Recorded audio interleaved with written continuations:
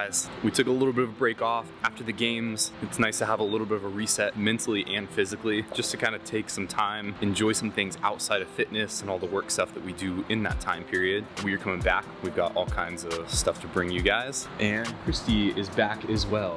Hey guys, it's been a long time no see. We have missed you and we are excited to be back creating content for you. So Milo and I are at the gym getting ready to do a workout, and Patrick as well, you just saw him. All the updates and kind of what we've been up to. So most importantly, the games went really well. We were very happy about that. You saw our last video. From there, it's always important to take a break because you come home super motivated. You're like, okay, I'm gonna get back to training. I'm gonna fix this, this, and this, and that'll bump me up into this position. But really, I've learned over the years that that is the worst thing you can do because your body and your mind have been so focused and so dialed in for so long that you have to take a break. So Patrick and I have just been doing fitness for fun. We've been more involved with our community at CFP. We've been coaching more classes and we've been taking class workouts. So now we are slowly starting to dial up the intensity and pick it back up, bring you guys some more content as we prep for Rogue. In our time off, we got to do a little bit of traveling, some hanging out, or having fun outside of CrossFit. We got to go out to Portland doing some hiking.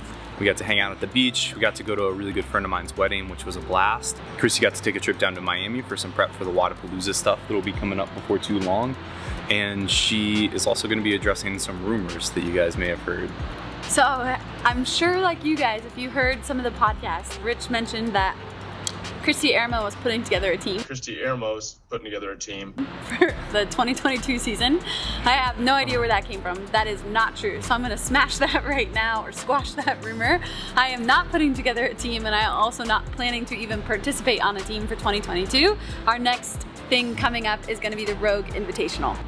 But yeah, Rogue should be interesting. We're pretty excited about that. They're doing it in Austin, Texas this year, which we have not been to Texas.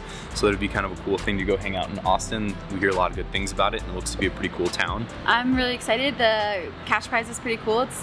Rogue is based on ticket sales and Bitcoin, so you can earn more, but I believe they sent out invites to the top 15 games athletes, and then they were filling spots up to the top 20 and also some of their Rogue athletes. So it should be really fun. It'll be interesting to see how good of shape everybody's in because it's currently almost the middle of September and I really haven't gotten back into any intensity, but we are slowly starting to work back in. And I think that's something for all of you guys to learn as well, is it's super important to take some time off. If you do a local competition, make sure you take 2, 3, 4 days off. If you do a big competition, take a week off. Give your body a chance to mentally and physically reset so you're excited and you're ready to jump back in and you're not jumping back in too early. This year I think it's really cool, especially with the prize purse. They're offering a huge prize purse, which is baseline, like bottom, at minimal will be like $1.25 million, which is crazy. First place is a portion of that, but their total give out is huge. And I think that's really fun and interesting that they're kind of basing it off of a Bitcoin being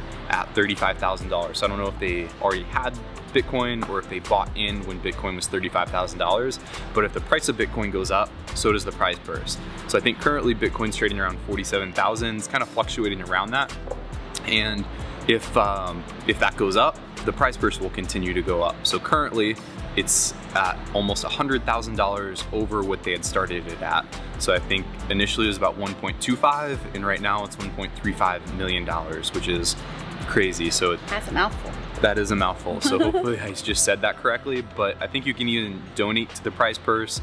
The ticket sales will also count towards that. So it appears that it's only gonna go up, and it makes it interesting to have something to track along. So not just the leaderboard, but also where the prize purse is at, which is pretty fun. If you guys are gonna be attending Rogue, make sure you grab us and say hi. We'd love to meet you. And we're also gonna show you, we made some customizations to the Rogue Echo Bike, which we're gonna show you here in just a second. All right, so we talked about it before. The Echo Bike or the Assault Bike for Christy is probably one of the more challenging implements.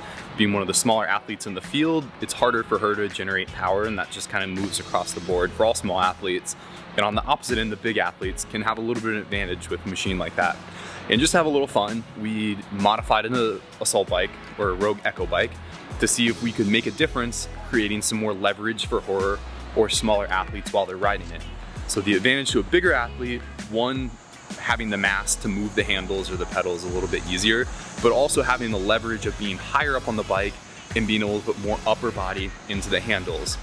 So what we have done is we've added a second set of handles to an assault bike. Echo bike. Echo bike, sorry, I keep saying that. Very similar. This bike at our gym is super popular actually with the ladies. When I got home from the games, my dad and Pat were like, hey, we're gonna make an echo bike with adjustable handles. We're making a special bike. And just see if you can generate more power, which actually I can. So when I'm on the echo bike, typically, I don't feel my arms hardly at all, and I don't feel like I can even get my midline engaged.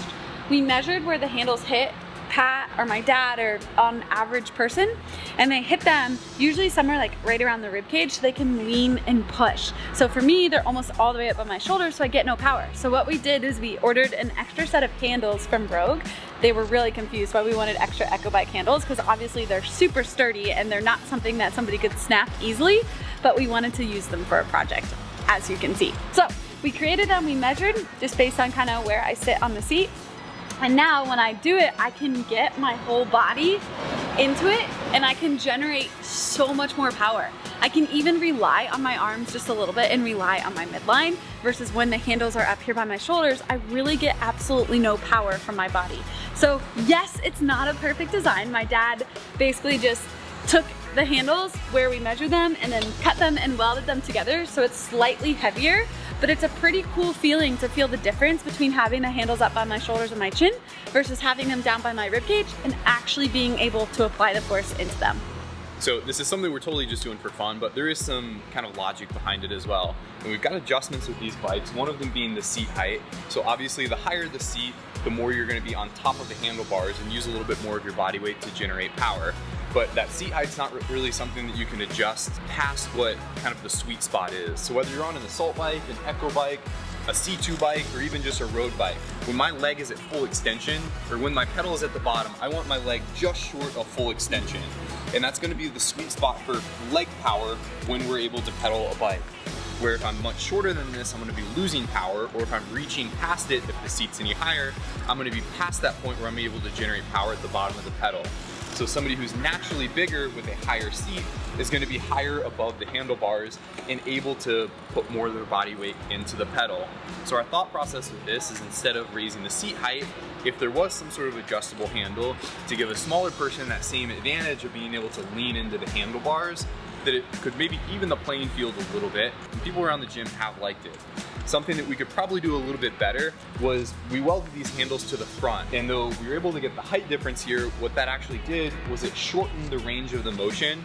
So with these, because they're a little bit further in, and we move this, whatever that is, 1.5 inches or 2 inches, when we're at full extension here, we're 2 inches shorter than where we would be with the top handle. So ideally, I think if we were to do this and it wasn't just a single handle that was adjustable, if we're able to kind of cut out a section and then move this to where it was directly underneath, that may be something that works even better. But as it is, it doesn't bump anybody's leg, it doesn't bump anybody's shoulder. So we've got bigger people in the gym that use this and they'll use the top handles. And we'll also have some of the smaller girls that like it because they get to use the smaller ones. So it's not perfect, but in practice it does seem to be something that's useful, and some of the girls actually really like it. We're still dialing this project in, but maybe next year they'll let me bring my own bike to the CrossFit Games because I cannot seem to get any better at theirs. Just kidding.